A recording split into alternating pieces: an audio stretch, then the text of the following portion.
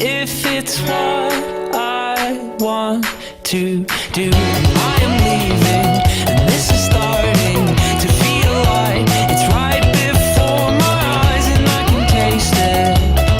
It's my sweet beginning, and I can tell just what you want. You don't want to be alone.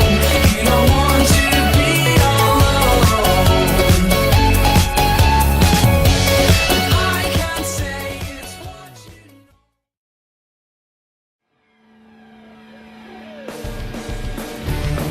My first one was actually made in my garage. I've always liked skateboards as a kid, and I've always liked bicycles as a kid. And so, since I have 4 kids, I've always had a lot of bicycles and a lot of skateboards and scooters and everything. It was just a natural progression into what you see now.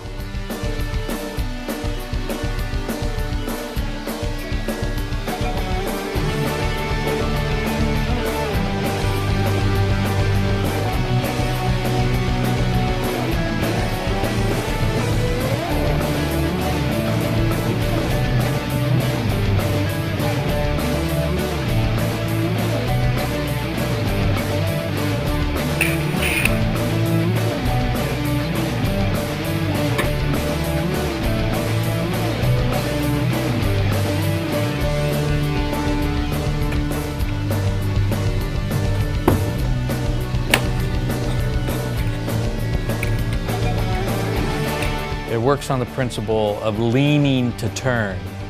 And so you don't turn or steer in traditional sense. You have to lean, which is pretty natural when you're riding in a car or something, to lean into the turn. With the rear truck turning as you lean, makes you steer from the rear.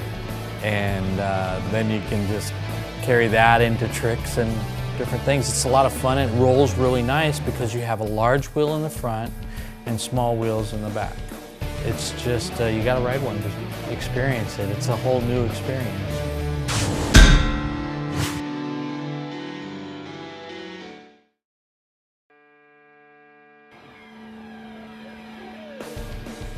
Carving is doing a hard, tight turn.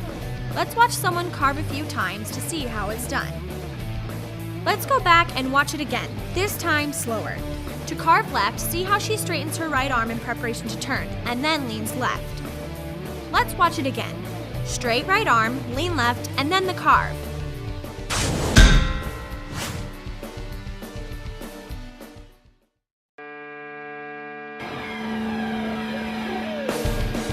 The Sbyke is made for all types of riding styles. Depending on how easily you want to turn or how light you are, you may need to tighten or loosen the truck.